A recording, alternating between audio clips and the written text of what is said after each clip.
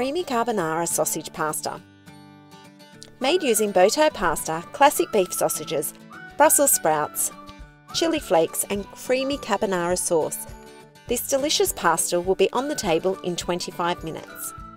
Cook the pasta in a large saucepan of boiling water until al dente. Reserve half a cup of the cooking liquid and then drain the pasta. Meanwhile, squeeze out the meat from the sausages and discard the casings. Then cut the Brussels sprouts in half lengthways. Heat a non-stick frying pan over high heat. Add the sausage meat and cook stirring with a wooden spoon and breaking the meat into small lumps for 5 minutes or until browned and cooked through. Add the Brussels sprouts and cook stirring for 5 minutes. Stir in the carbonara sauce, pasta and reserved cooking liquid. Bring to a simmer and season with salt and pepper.